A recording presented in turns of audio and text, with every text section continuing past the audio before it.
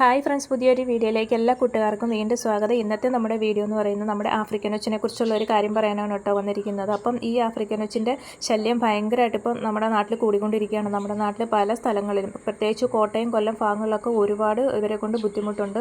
ഇവർ പച്ചക്കറികളും അതുപോലെ നമ്മുടെ കൃഷിയെല്ലാം നശിപ്പിച്ചുകൊണ്ടിരിക്കുകയാണ്.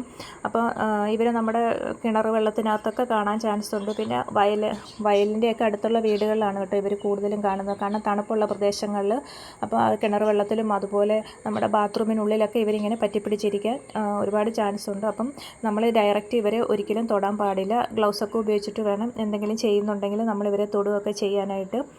ഇതിൻ്റെ സ്രവങ്ങളൊക്കെ നമ്മുടെ ശരീരത്തിൽ എവിടെയെങ്കിലും പറ്റിയിട്ടുണ്ടെങ്കിൽ ഭയങ്കര നീറ്റലും ചൊറിച്ചിലും ഒക്കെ ആയിരിക്കും. അപ്പം നല്ല വലിപ്പമാണ് ഇതിന്. അപ്പം മിക്കവരും തന്നെ കണ്ടിട്ടുണ്ടാവും. അപ്പം ഞങ്ങളുടെ നാട്ടിൽ പല സ്ഥലങ്ങളിലും ഇതുണ്ട്. അപ്പോൾ അതിനെയൊക്കെ കൊല്ലാനായിട്ടുള്ളൊരു കുഞ്ഞു ടിപ്പും കൂടെ ഞാൻ പറയുന്നുണ്ട്. പിന്നെ പ്രത്യേകിച്ച് നമ്മുടെ കുഞ്ഞു മക്കളെയൊക്കെ ശ്രദ്ധിക്കണം. അവർ പുറത്തിറങ്ങുമ്പോൾ ചിലപ്പോൾ ഇതിനെ കാണുമ്പോൾ നല്ല വലിപ്പമല്ലേ, അപ്പോൾ അവരറിയാതെ ചിലപ്പോൾ ഇതിനെ പിടിക്കാനൊക്കെ ചാൻസ് ഉണ്ട്.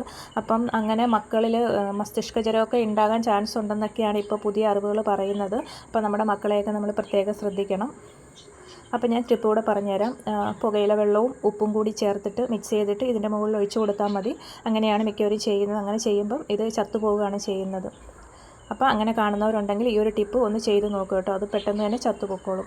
അപ്പോൾ ഇത്രയേ ഉള്ളൂ കേട്ടോ വീഡിയോ. ഇഷ്ടപ്പെട്ടാൽ ലൈക്ക് ചെയ്യാൻ മറക്കല്ലേ. അതുപോലെ യൂസ്ഫുള്ളാണെന്ന് തോന്നുകയാണെങ്കിൽ മറ്റുള്ളവരിലേക്ക് ഒന്ന് ഷെയർ ചെയ്ത് കൂടെ കൊടുക്കണം കേട്ടോ. അപ്പോൾ അടുത്ത വീഡിയോയുമായിട്ട് വീണ്ടും കാണാം.